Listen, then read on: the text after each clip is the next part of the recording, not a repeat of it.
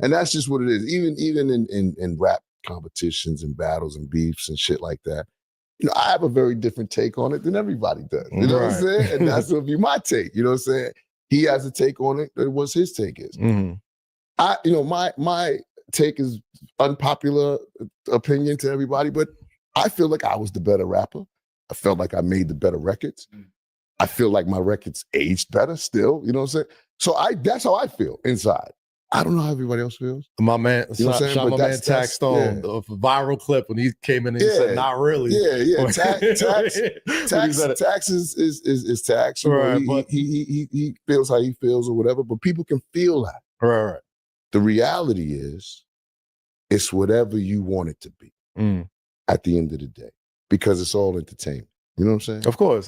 So I'm I mean, until it's not. I think most sane people should like both. That's what I'm saying. Like, I think most sane people have grown to be like, I like both of these guys. Like they both made music that made my childhood. You gotta like both. Yes. Because one is an imitation of the other. In a lot of ways. Explain that a little bit.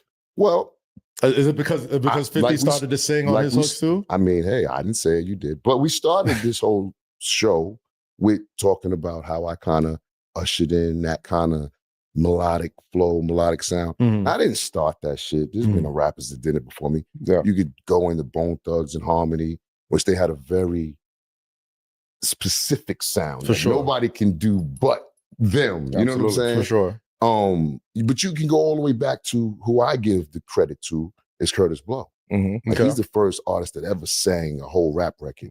You know what I'm saying? So he has to get the actual nod for that. But what I say that I created and what I ushered into hip hop is the duet. Yeah. There was no, before I did what I did, you would take a rapper and an R&B singer, and their mashup would be rapper sings 16 bars on the singer's record. That's it. Or R&B singer sings hook on rapper's record. Okay. Never was it I'm Real, where it was that formula. You're on the lullaby hook, I'm together. on the hook. Yeah. She got a verse, I got a verse. We're intertwining on the verses. It was never that until I created that. And the only reason why I was able to create that is because I wrote it. So I wrote the whole record, so I was able to write myself into these records. Where you're a young artist, you get the opportunity to write a record or write a record for Jennifer Lopez at the time. It's like, yo, I got to be on this motherfucker. Yeah, that's you know what I'm saying? Yeah. Like,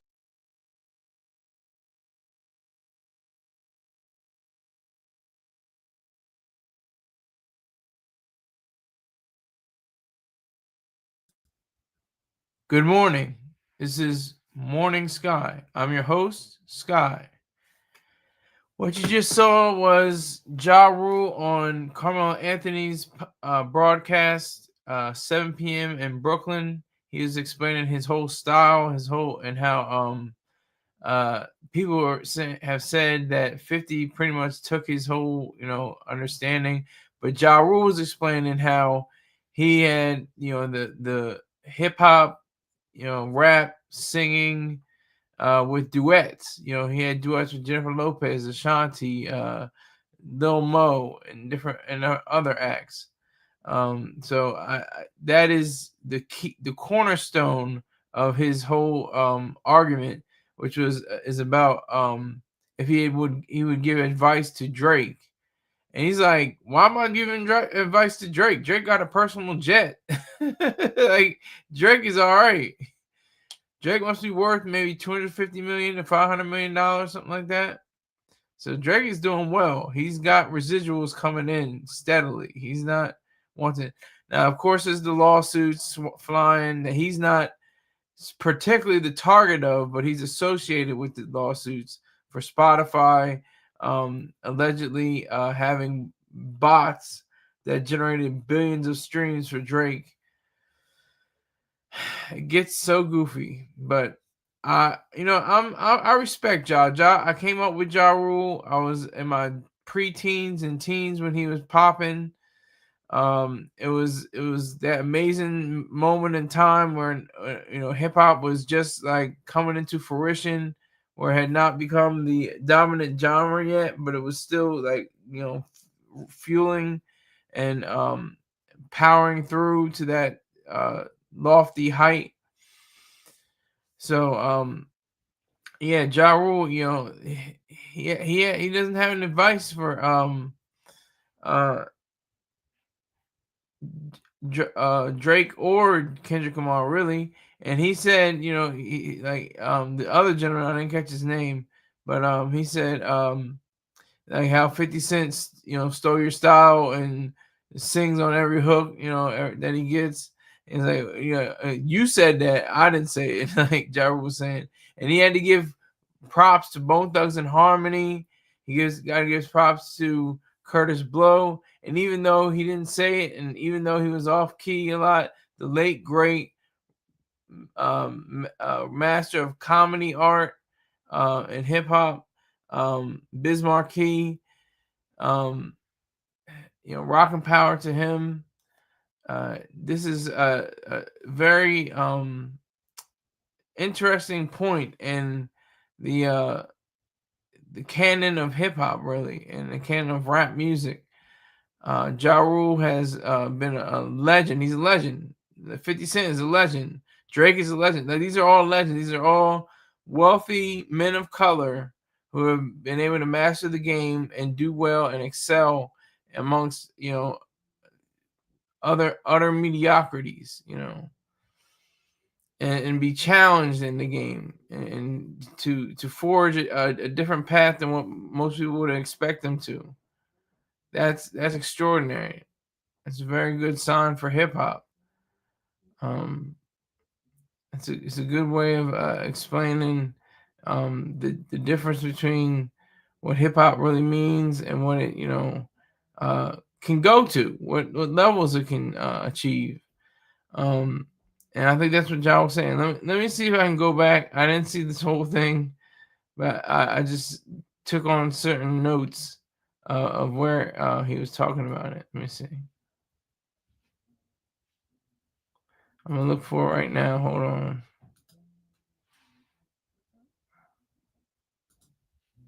I got to be on this motherfucker, not just with a verse. You know what I'm saying? I need more. So in writing that record, I put myself in it as much as I could, and that became what people know to be today as the new hip hop R&B mashup. That's respect, though. Yeah, but that's what got you. That's what put you right there. Yeah, as the middle ground of X and DJ. Exactly. Right. But it also gave me my own lane to take off. Absolutely, because there wasn't no lane at that point. And so now here you have this other nigga, right? That comes out and tells the world that style is whack. Singing to these chicks and fucking having pop singers on your records, that shit is whack. And niggas said, yeah, you know what? That shit is soft. That shit is whack. He made niggas feel like they was tough too. You know what I'm saying? And so right after he says these things, he comes out and does what? Sings on his records, does a bunch of records with pop artists. Now, I'm not saying that, listen, man, the formula is the formula. It's an amazing sound. It's not it's still to this day, you can hear that sound, and it's influential in a lot of artist music, not just hip hop. We can go to country. We listen to Shabuzi. Anywhere you want to put it, you know what I'm saying? It wasn't cool for a motherfucker to rap and sing on a record until I did it the way I did. Even when you take LL Cool J that did I Need Love, it was a one-off. So he's explaining the differences between he and other artists. Even in LL Cool J, he's rap singing, I Need Love, So that's a different kind of idealism that Ja Rule brought to the scene. But like I said, this whole issue really revolves around what he's going to say about Kendrick Lamar and Drake. like he said, he can't really speak to either of them because Drake basically has the millions to back up whatever he has to do. And Kendrick is good on millions too. He's probably worth what, $40-50 million or something like that, maybe 100 million. I'm not sure. I'm just spitballing. I'm just ballparking. I would just imagine that it's a lot less than Drake, his net worth. But that didn't mean anything. It's not about your net worth. That's great that you got this money, but it's about respect. It's about putting down the lyrics and really excelling at your craft. That's the whole point of being into this rap or going into this rap arena. That's what the whole issue is. That's what it really equates to. And so the whole idea of Ja singing on the track and rapping on the track at the same time, with duets and stuff like that. That was pioneering. That was really pioneering. That was something that didn't really exist in hip hop, and he really championed that whole sound. So that's something that's really what he can hang his hat on, no matter what people may think of him. Oh, 50 washed him, and he lost the battle. He lost the rap. Even Ja Rule admits that he lost the rap battle. He admits to that. He said he was the better rapper, but he still lost the battle. That's just him admitting it, admitting the truth. So it's just a very trying kind of time, in hip hop today, because it's a free for all. It's always been a free for all. There are no parameters. There are no guidelines. There is no council. There is no hip hop statesman. No real actual statesman that govern the body of hip hop. It's whatever you can do, whatever you can get in, get as much money and get out, and do what you gotta do with your life. That's basically what hip hop has become. And that's not necessarily a diss or anything. That's not necessarily dumping on the new artists of the day. It's just what it is. Let me see if I can try to find when he talks about the Feud. And it was a big record, but I think even L was scared of that record. You take Method Man. He's on record saying it. Like, yo, you know what I'm saying? That Method Man record, I didn't really want to, you know what I'm saying? I didn't want to do that. I was Method Man, Wu-Tang, nigga. Right. I didn't want to. That wasn't me. When I created Put It On Me, when I created these type of records, now, Put It On Me, I'm going to say, was the first record that niggas was really, like, scared of. Like, yo, nigga, this is like, you know what I'm saying? This is a little different. This is definitely out of your comfort zone. But it wasn't. Right. Because I had the comfort zone of other rappers. Right. But I'm after I say this, I'm gonna tell you I'm gonna go a little deeper. Mm-hmm. Right. So, I told everybody, I said, man, this is a dope record. Like I don't know anything else other than this is a dope sound, a dope vibe, a dope record. Mm-hmm. And so, of course, we ran with the record. We put it out or whatever. But my second album, when I made my second album, Def Jam didn't like it. They told me go make a new album. So Ja is trying to explain, what was Ja a gimmick? Ja is not a gimmick. Wizard, salute to you. Good morning, sir. Ja is not a gimmick. He's not was. He's still touring. He's getting 6 figures a show on the touring route, on the touring circuit. So Ja is definitely not a gimmick. He revolutionized the game. Like, both, like, okay, so you want to go back, Curtis, but I think we had this conversation just yesterday or the other day. And we were saying how Curtis Blow was, really the one, and then Biz Markie, or before that, LL Cool J. Biz Markie was playing, he's out of tune, he's not being too serious, he's being funny, but he was still doing something, rocking power to him. But Bone Thugs and Harmony, singing, You know, you had very, you know, the melodic flow of various people. So it wasn't that change. And even DMX had songs where he kind of sang on, you know, he's not really rapping on a lot of his songs. He's singing. So no, Ja is not a gimmick. What would give you that impression that he was a gimmick or is a gimmick? I don't really understand how you came to that question.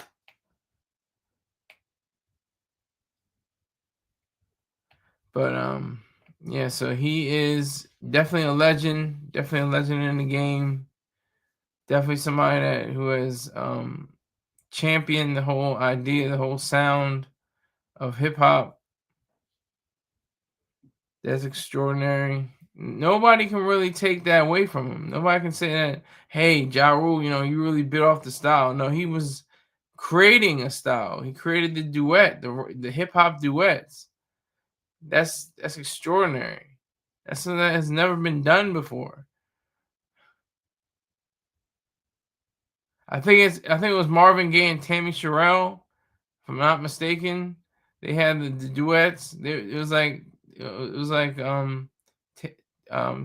Marvin Gaye and Tammy Sherrill, a lot of Ja Rule albums or songs. I like Ja Rule, honestly, that record, but he was with J-Lo, I'm Real, and Ain't It Funny, and two of my favorite songs from my childhood. Yeah, I tell them niggas mind their business, they don't hear me though. Ja legend, yes, Ja is a legend. Ja is the truth. You cannot deny him. You can't put him down as anything other than, you know, the real deal, genuine article, authentic. He didn't, get scared away from the hip hop feud. I guess you can say it's a beef. It's kind of a beef.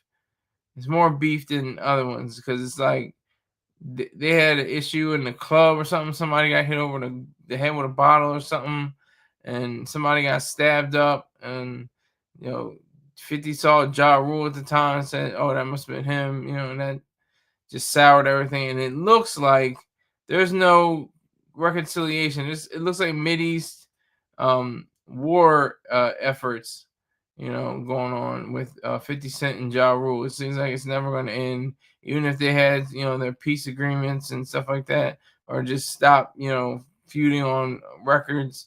They still had an idea, of being separate but equal, I guess you can say. Josh should be inducted to the Rock and Roll. Yes, I can see that. Ja will be inducted. I see that. It'll probably come up. His first album came out in 2000. So he missed the first year. No, it wasn't 2000. I think it was like 98 or 99. I can't remember. It was somewhere around there. But he missed it 25 years. That you have time, as long as even if you die, they have posthumous awards. Wishart says 50 Cent fell off because of his karma. When it comes to 50 musically, he can still rap, but people moved on and they're not trying to hear that. But 50 Cent is a global artist. I don't know how. Well, I think I do know how. I think because 50 has that reach. He has a reach. He has like Ja Rule's melodies on steroids. He has a beefier, heartier sound. He had the song 21 Questions with Nate Dogg. He was singing on. He was kind of like singing a song, but he was letting Nate Dogg mainly do most of the hooks. Different singing styles. But yeah, he is a global icon, and he's not focused on rap anymore like as he once was. He's focused on Shreveport, Louisiana, an entertainment mecca, entertainment venue, a studio for TV and film. I think he wants a casino down there. I think he wants, various amusements and attractions to arise out of that area. I think so. I'm not 100%, but that's what I looked into. That's what he's trying to do. So he's not even worried about the Ja Rule beef. Ja Rule's not worried about the 50 beat, the feud or whatever the case may be. They both got money. They're living off of super big residuals. I'm talking about multi-platinum sales. They're still getting deposits from, and they're still working because they're getting money on top of those deposits. Like I said, Ja Rule is doing 6-figure shows on touring. 50 Cent he just had his big tour. I think it was either last year or the year before. They're not wanting for money or anything, but it's the creativity. It's like if they were to ever enter the rap arena again as formidable, warriors, that would be extraordinary. But at the same time, it would be very, it'd probably be very backwards. It'd be like tumbling back if they were to, describe their attention towards being able to address the idea of what it is to be a rapper from New York. And they're both from Queens, if I'm not mistaken. Just imagine, Queens gets the money. Why couldn't they make money together? Why couldn't 50 Cent and Ja Rule make a plan and get the money? Why couldn't that have happened? I'm going to continue with the video. Like, Vinny Vitavici was very special because, like any other artist that does their first album, that's your whole life. Indeed. Mm-hmm. They say it takes your whole life to make that first album. It takes your whole life to make that. You know what I'm saying? Yeah. All the things that you've been through, you've seen, you got records on there about your parents. I got records about my pops and shit. My daughter, everything. Your emotions are poured out into that project. Mm-hmm. And then you become a professional. You on the clock. So the love for it is different now. It's not like I get to sit back and create this thing that's so special and so, close to my heart anymore. Yeah. Now it's like I need this record by February. Yeah, you got to sell records. Gotta sell records. Yeah. And not only that, I need this project in a year. Yeah. Wizard says, I don't like that name of the album. Vinny Vitavici, you know what it means, right? You can look it up if you want to, but I'll just say what it means. I came, I saw, I conquered. Vinny Vitavici. I thought that was an awesome title. That was pretty cool. It's not bad. What was this one? Other one? Rule something? Something Rule. I can't remember what the other one was called. Or his other few albums there. He doesn't have that monumental album. He has a lot of singles that are strong, but he doesn't have a monumental album. He may have had lesser classics, but he doesn't have a monumental album. 50 has a monumental album. Get Rich or Die Trying is a monumental album. Massacre is a lesser classic. And anything else after that was like, okay, this is kind of mid. But why don't you like the name of the album, Wizard? What rubs you the wrong way about it?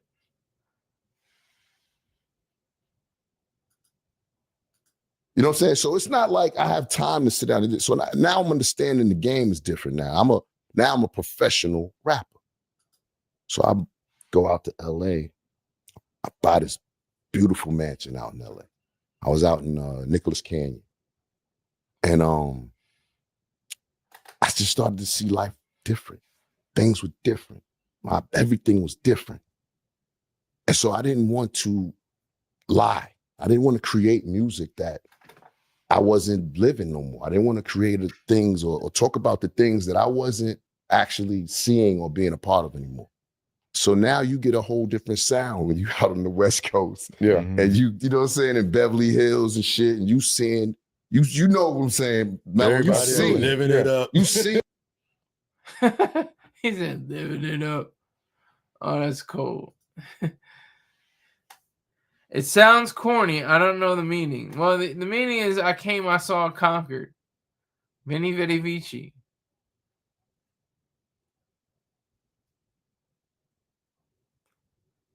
I don't think it sounds corny. I think it sounds pretty cool. Vinny Vitavici. And that's early on in his career.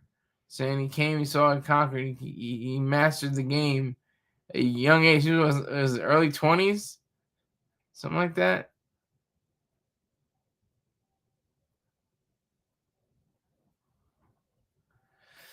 But anyway, he what is he gonna tell Kendrick? What is he gonna tell Kendrick Lamar? Hey man, in this feud thing, you gotta do. What is he gonna say? What are his words? How does he explain that? How do you break that down? Josh still got that bag. Never filed bankruptcy. Never had a home foreclosure. You're hinting at 50 Cent. 50 Cent did both. He had a bankruptcy and a foreclosure, but still ranked and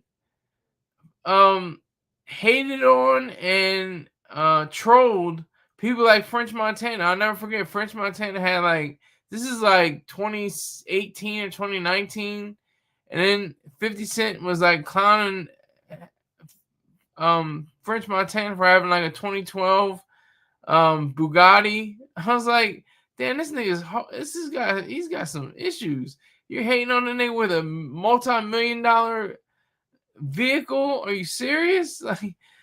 That just struck me. That just struck me about 50. He's a totally different kind of breed right there. He's a totally different kind of breed. He can't tell Kendrick nothing. It's over with. Kendrick won. Drake ran to the whites. That sounds about right. Yeah, he can't tell either one of them anything. He can't tell him anything. He can't tell Kendrick, yeah, man, this feud, man, all you got to do is, nothing. He can't give him pointers, nothing. It's cooked. It's cooked. A Bugatti is a Bugatti. Exactly. Where we come from, that's a blessing. French Montana not even supposed to be here anymore. He took one to the head. Fact. A Bugatti is a Bugatti. And that's one of the cars I think, like Lamborghinis and Ferraris, depending on their make and the model and the whatever specialty they have, those cars actually gain in value depending on what kind of car it is. They're like houses, like Bugattis, Lamborghinis, Ferraris, Porsches, just high-end vehicles. I'm gonna mispronounce this, but Koenigsegg, I think I'm pronouncing it right. I don't know. But all those cars are supercars, $250,000 and above, Bentleys, Rolls Royce, all those cars I think gain value over time, especially if they're not driven as much. So, but that's just something else. But Ja Rule is definitely on his Dean. He's really comfortable with the person he is, it seems, in this interview. From what I can gather, he seems like he's very, rested within himself. He's not, bugged out. He's not, trying to get back to the game, and I need to get back to the game. I need to have more singles. I need to have another album out. He is on tour. $100,000 plus every show. He isn't eating. And I'm sure he's eating off his residuals. I'm sure of it. He's got to be. Just like 50 is eating off his residuals. They may not be much. He might get like a $50,000 check for or deposit, but he has like a $350,000 mortgage or something like that, But I don't know the full economics of hip hop. I'm still trying to figure it out. That when you have a song on the Billboard charts, how much does that mean you get money? How do you get money off of that? I still don't know. I thought he was getting like 30 or 15 a show. I'm just getting off of his explanation, what he's saying. He said he's getting at least 6 figures a show. I'm just going off of what he said. No, Irv Gotti gave him a piece when he sold his publishing. Okay, so is that kind of like Nelly? Nelly sold his publishing, got $50 million or something like that. And then he bought a horse racing team. That was kind of funny. That was kind of true. But I also wanted to talk about something a little different as well. Let's get into, the fact that Ja Rule is not going to, be a mediator between them, and he's never going to go against his own principles. Okay. Now, we have to talk about this government shutdown. This government shutdown has been going on for over 34 days. And I think it's wonderful. There should be more government shutdowns. There should be more government shutdowns. There should be more government inability for people to do work that doesn't have to be done by the government. We should not only shut down, we should cut off the FDA, the DEA, OSHA, NTSB, FAA, FCC, and a whole bunch of other alphabet soup agencies and administrations. They should all be phased out. Even the Veterans Affairs should be phased out. That should all be private. If somebody's injured or has an illness, they should be taken care of by the government. That's true. But over the lifespan, it should be private charity. It should be private charity. I'll be honest, government shutdown shouldn't affect the workers when it comes to air trafficking and the other things. That's what I'm talking about. I'm not being, facetious. I'm not exaggerating. But if you look up, you can look up on your own time, what the FAA is running on. They're literally running on floppy disks. Does anybody remember what a floppy disk is? And they're running on Windows 95. That's not a joke. That's not anything to ha ha he he. That's a serious thing.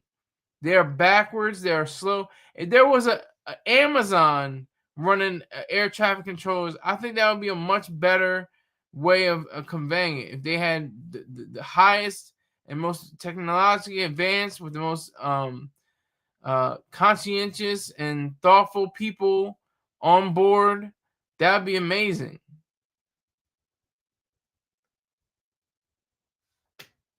Pay attention. He cooking. Who's cooking? So what you're saying is basically all of those companies need to be self-sufficient and not depending on the government for God. They just need to be eliminated. They need to be completely privatized. That's what I'm saying.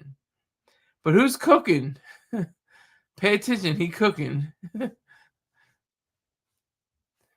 But yeah, the government government is a gun, not a nanny, not a wet nurse.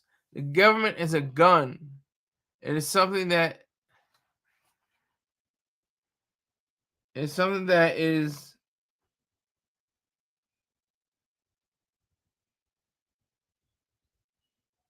okay, it's 43 days, excuse me, not just 34 days. It's been 43 days since October 1st, 2025. It's the longest shutdown in American history. But no, eliminate DEA, eliminate FDA, eliminate FCC, eliminate FAA, eliminate NTSB, eliminate all these different. I appreciate that, Wizard. Thank you. I appreciate that because I'm honest. I'm passionate about this. I'm really passionate about this. Nobody else is listening but Wizard, and that's fine unless you're in rebroadcast land. I appreciate you in rebroadcast land, but live right now is Wizard. He's my co-pilot right now, and we're on air traffic controls ran by Elon Musk. Like they have different, fulfillments that they want to have in their life. He wanted to have his own space company. I mean, that's the thing. That's what's so amazing. And he should be at the forefront along with Jeff Bezos and Larry Ellison and a whole lot of other people for these air traffic controllers and among others. There should be no national parks. There should be no Smithsonian museums. There should be no government-funded this and that. SNAP benefits are important and great for the moment and should not have been considered as the first things to go. They should have been one of the last things to go. And that's the thing that, Stephen A. Smith made a point of. He was like, this is guy that was, going out doing DoorDash and stuff like that because he's paying for his daughter's tuition, and he was air traffic control or something like that. He was a government worker. I can say that. He was a government worker, and he was laid off or furloughed or whatever the case it may have been. And he did DoorDash, and he just to get the money right, and that's an honorable thing to do. And he was just getting his money that way, but he wants his position back. He wants the position what he was doing. But the sad thing is that we're not in an era where we're really tied to the private sector. Everybody expects the government. Oh, well, healthcare, it's got to be the government. Oh, education, it's got to be the government. We trust people with these mobile phones, these smart devices. We trust people. We trust these things, but we don't trust the people behind shaping our children's minds and helping our health. We want the government to somehow step in. That's the way. When anything and everything mostly that's private is pretty much better quality and everything. Just imagine if you had a government Coca-Cola. Just to sip on a Coca-Cola made by the government. That would be, very the taste would probably be off. It would probably not as much carbonation. I mean, just think about just little things like that. Think about cars. Think about if there was a government-made car, a completely government-backed car, and it would have all kind of pieces missing. It would be all jacked up. It would be the wheels probably wouldn't be properly adjusted. I mean, it would be a mess. Health, yeah, health and education and food assistance. Oh, that's got to be got by the government. It can't. How can we not have the government? And that's the thing with the Social Security. It's the third rail. Nobody wants to touch Social Security and Medicare and Medicaid. Nobody wants to talk about that because they'll know they'll lose the election in a landslide if they go against anything related to Social Security and Medicare and Medicaid. Bumba saying, "Where is Ja?" That was early in the show, sir. Catch the rebroadcast if you want to talk about if you want to listen about Ja. And make sure you read my write up. I have at the very top of the live chat. Does Ja Rule have a point? That's the runner, but the actual title is Reason First. Ja Rule reveals the advice he'd give Drake amid Kendrick Lamar feud.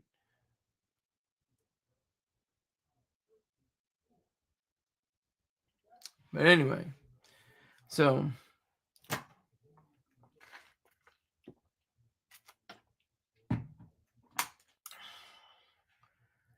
that is it. That's the reality in which we live. It's all psychological. It's in everybody's head. It would have been in my head if I didn't know about Ayn Rand. If I didn't know about Ayn Rand, I would have been completely like, government's got to get it back together. Come on. No. Keep it shut down. Keep it shut down and shut off these other alphabet soup, agencies and administrations. They should be going first. The national parks, the Drug Enforcement Agency, the Food and Drug Administration, Veterans Affairs. Nobody's going to like that. Nobody's, oh my God, Veterans Affairs. Hey, if you're coming home and you have some kind of injury or illness, that's the government's job to take care of you. If you're just coming home and you're on your own and nothing's going on, you should be going to private care. You should be and everybody's like, well, who's going to pay for that? Who's going to pay? The private sector. That's the beauty of this country, the private sector. That's what privatization and capitalism means. Capitalism is basically the government's role in protecting property rights, and all property is private, and that includes individual rights as well. So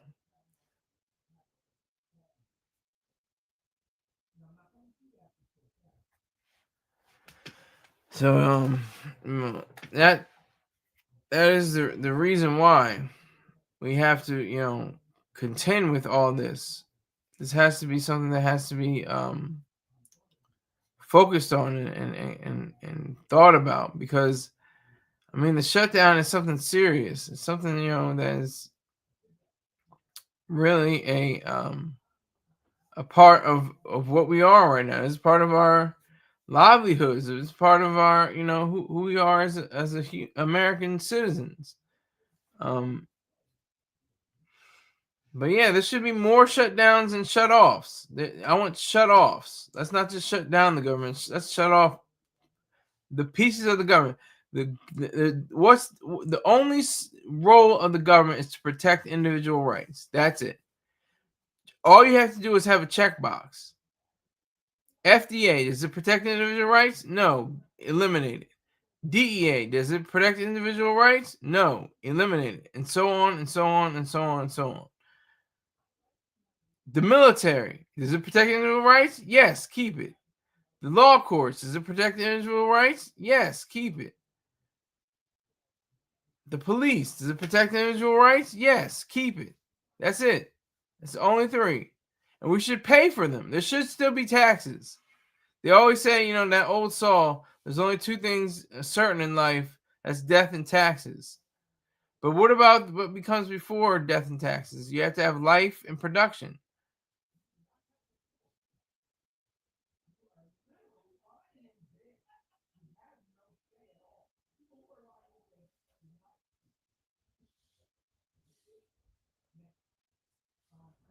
But yeah, so I would love to see a shut off. Who's going to be the president, or who's going to be the judges, or whoever is going to be in power, whoever's in a position of power, to shut off these different organizations that do not need to remain? Who's going to be the one that's going to stand up and say that, and champion the idea of a privatized economy? Because that's it. Remember, the government should get rid of out of ideas, science, education, and economics. Once that once that happens, once that actually occurs, then we will see a sea change, a groundswell, and the amount of lives that will be extended, the amount of lives that there'll be an increase in standard of living. There'll be an increase in life expectancy and quality of life.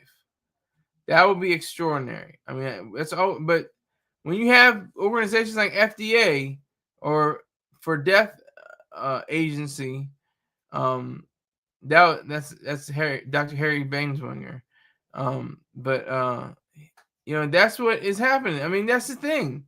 They literally shut down funding and research and ideas and different drugs before they go to the market.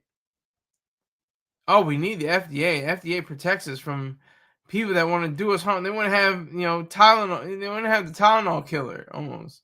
The 80s person who was never caught. I think, if I'm not mistaken, he was never formally caught.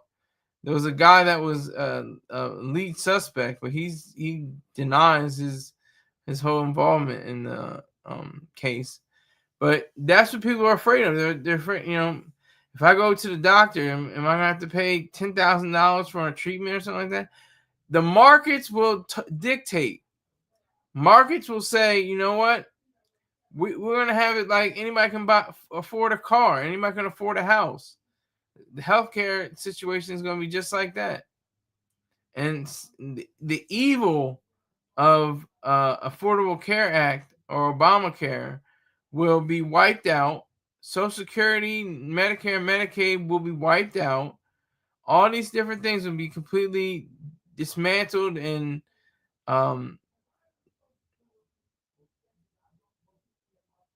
brought about in the same way.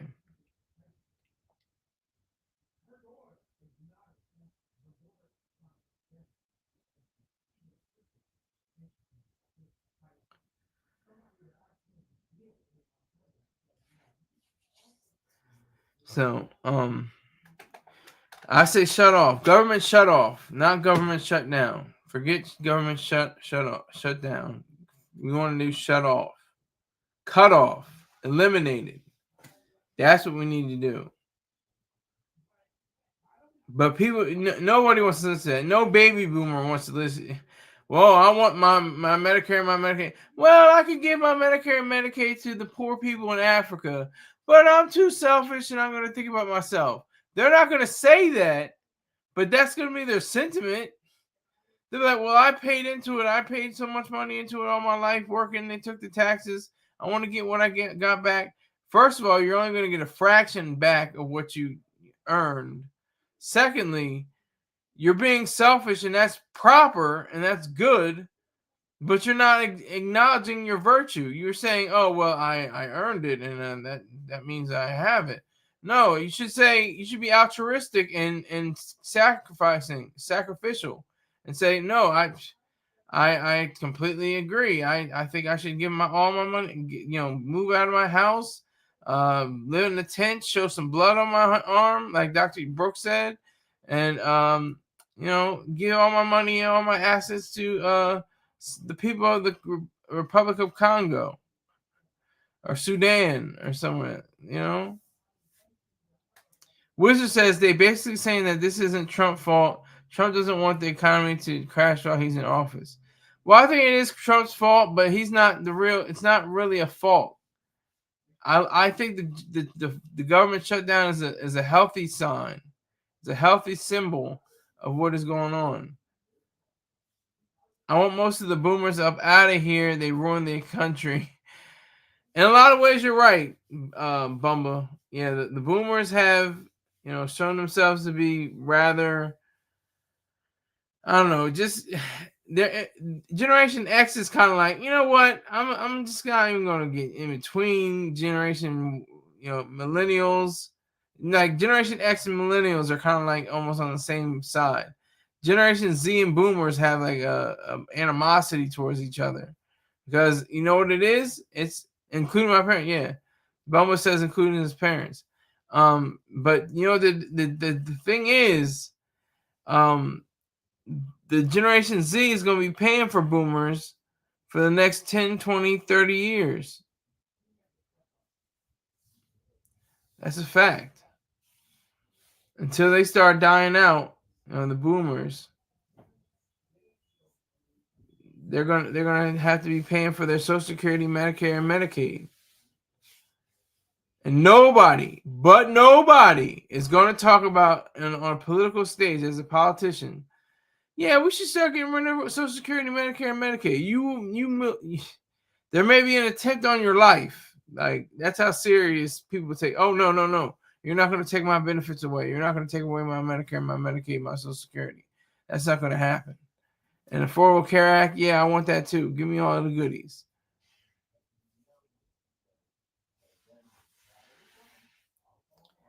Rick James, I love job fact. Ladies and gentlemen, he's coming at you live, no Diddy, with the latest in Coke hippos, flying squirrels, hurricanes, auctions, and much, much more. You tuned into the Skylar Donders Seas. Salute to Rick James. 5 people in here. Wow, just that fast. It was at 0 for a little while, and it's 5 people. Okay. Yeah, but so maybe it's the subject matter. I'm talking about nobody. I mean, Rick James, you're probably on Social Security, Medicare, Medicaid. I'm sure you are, and you've earned it, and you deserve it. What you get. But I'm saying, Generation Z, Generation Alpha, definitely should not be paying taxes on boomers, and they shouldn't be paying taxes on Social Security, Medicare, and Medicaid. Let's have a party. Yeah, we got to have 5 more people to have a party. Doesn't look like I'm going to get there anytime soon.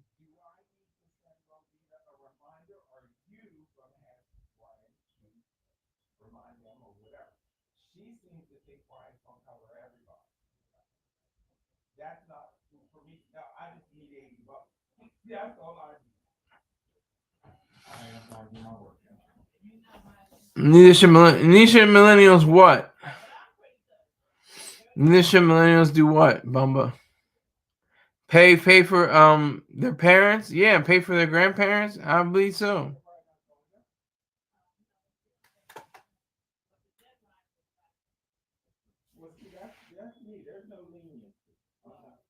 What does it says? Rick James, where the hoes at? And that's another thing too. I mean, could you imagine there were government strip clubs? I mean, it's ridiculous. Just think about, if strip clubs were run by the government, it'd be the most boring. The lights would still be on. Like, the girls would be all saggy and showing knife wounds and C-section scars, and they'll be running around with sneakers on instead of heels. Any predictions on the next president? I have no idea. Maybe Vance. He's still heavy in the MAGA sphere. I think the MAGA wave is going to be really strong. So they screwed us out of a good future. I want to run around with my idea about see, it's back to zero. Wow, holy 5 people, 0 people. Okay, great. But anyway, pay taxes for boomers. They screwed us out of a good future. They ish on the younger generation, and they want us to pay for their Social Security. Yeah, that's the facts. They look down upon us. They condescend, and they show themselves to be major pains in the back. On the backs of millennials and younger, Generation X, millennials, and Generation Z. So it's it comes to a point where we have to discourse about different things. Like I said, just a government strip club. Just imagine that. There'll be women coming around like, this is for the government, this is for the state, this is for the federal. Make sure you put in make sure you put in the right dollar amount. A lot of them are narcissists too. Stacey Dash for president, yeah. She's a dipsy, dumb, delusional, beautiful physically, but she's pretty dippy. She's pretty one of those space cadet broads.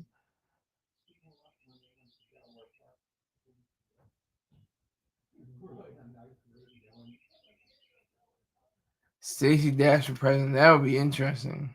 Stacey Dash for president and vice president would be who would be Alicia Silverstone. They would have switched the role. She would have been the main character, and she would have been the supporting cast. Was Ye an official candidate to be president, or was that just Mark? No, he was. He was on the ballot. Ye was on the ballot. He got like 2%. He had like 80,000 votes or something crazy. 80,000 people voted for Ye.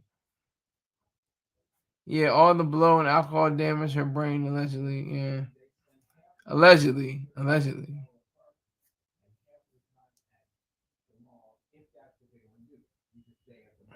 Candace Owen would be, that's who I was trying to think of. Stacey Dash for president, Candace Owen, or Candace Owen for president, Stacey Dash for vice president.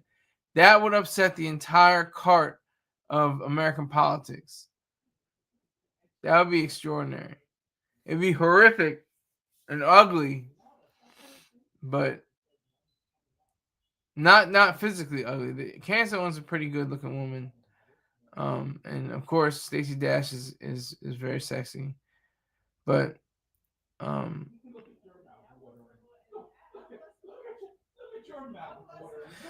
Candace Owen will be the vice president. Okay, yeah. So I think that would be horrific. But I was gonna say this about Nick Fuentes. Nick Fuentes is a joke. Nick Fuentes is he's a joke to be taken seriously if that's at all possible. He's a horrific example as a human being. He still has Holocaust denial. How do you have Holocaust denial? You can almost deny the slavery in America. You can almost deny that. Beyond the slave narratives, the photographs of people's backs scarred by whips and chains and different things like that. But there's footage of what happened with the Holocaust. I mean, this guy is on some next level stuff. So did Star drop all the sponsors except for the people that's selling products? Because I've seen a few people video links and it's confusing. Not recent video links as I know. Let me see. I'm looking for them right now.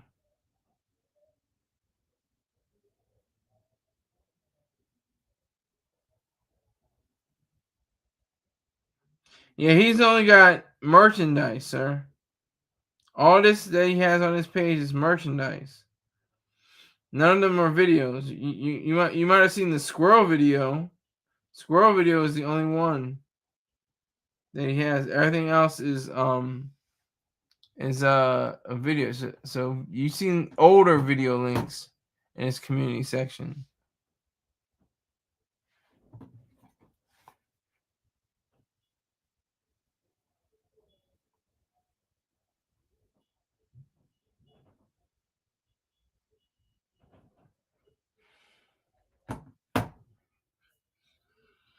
So he cleaned house on all videos. He cleaned house on all videos. I'm gonna try to do something different. Let me see if I can do something here.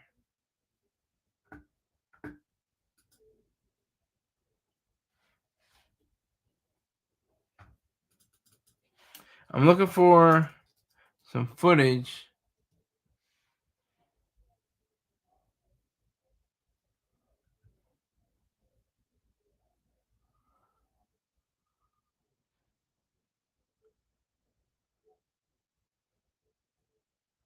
Wow, there's a whole lot of things that were going on here.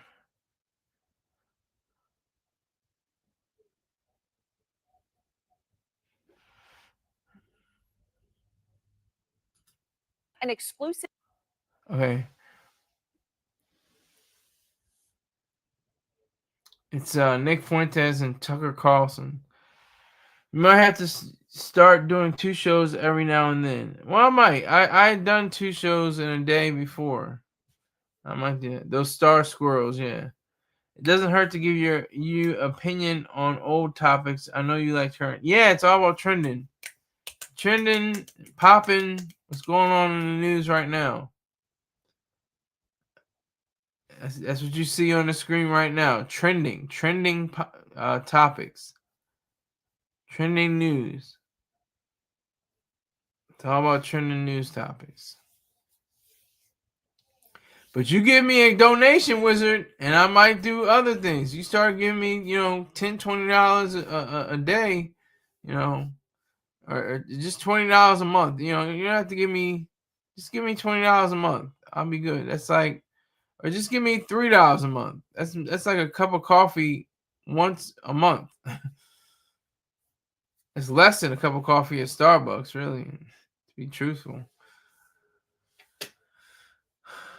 But yeah, so you give me those funds, and I'll start doing more shows. But let me play this. Let me play this little thing. K-file investigation revealing the fierce backlash within the GOP against Tucker Carlson for his interview with controversial white nationalist and Holocaust denier Nick Fuentes. So now this controversy is rocking one of America's most influential conservative groups, the Heritage Foundation, which helped create Project 2025. Kevin Roberts is the president of Heritage, and he is in damage control. I mean, initially he defended Carlson's interview. It was an interview that drew bipartisan outrage over comments like this. And I think that neoconservatism, where does it arise from? It arises from Jewish leftists who were mugged by reality when they saw the surprise attack in the Yom Kippur War.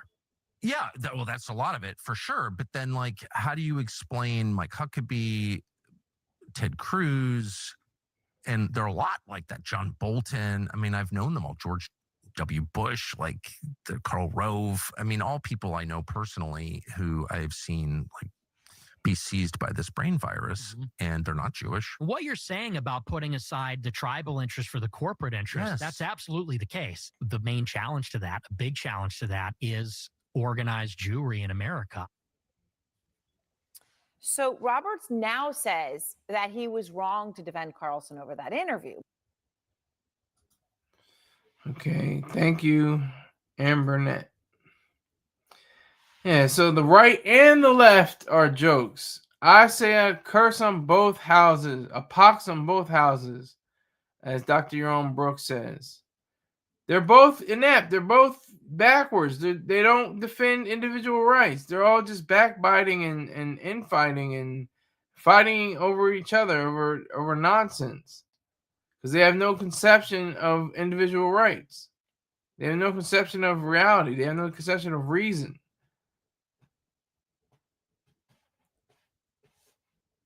And who's the rich? Who serves the? What is rich? I don't even know what the rich is. Is it a tier? If you make $100,000 or $250,000 a year or $1 million a year, who is the rich? What is the rich? I'm rich. We're rich, basically. I have more money than most people in Uganda. I'm rich. What is rich? Who serves the rich? And what is this class system where you say the rich? What is a rich person? Who are rich? I don't understand that. The poor, the rich, the poor get getting, the rich keep getting rich and the poor get getting poor. Not a fact. Poor getting richer, richer getting richer. And middle class is getting richer. They're getting outside of the middle class confines. Ubers are for the rich man, sir. Yeah, I guess that's true. I imagine that's true. The 1%. Okay, so who are the 1%? Those are people that make over $1 million a year, right? Something like that. That's the 1%, right? And what is wrong with the 1%? There should be no class warfare. If you're a productive rich person, you have no problem. If you're a moocher and a looter, then you have a problem. If you're in the quote unquote rich class. I don't care about the poor. I don't care about the rich. I care about the productive. Those who want to make a better life for themselves on whatever scale of ability that they can forge. The only rich man was David Corradine because he was rich on life, sir. It's not always about income. Of course it's not about income. That's what my point is. It's not about if you're rich or poor. It's about if you're productive. If you're able to, sustain. Just like the person that, wants a job as a coder. You're going to get probably $50,000 to $100,000, maybe $100,000 a year. You could be making millions of dollars a year, but you want to be a coder. That's honorable. If you want to do something that doesn't cost, give you a lot of money. Somebody wants to be an actor over being a stockbroker, and they're a great stockbroker, and they can make billions of dollars as a hedge fund manager one day. But they want to be an actor. They want to be a director. They'll make millions, but they're not going to make billions. Most likely. Yeah, David Carradine. Yeah, that's what he's talking about, Bumble. Carradine. He had the strap around his, tool and something like that, and around his neck or around something like that, and things went left. It wasn't pretty.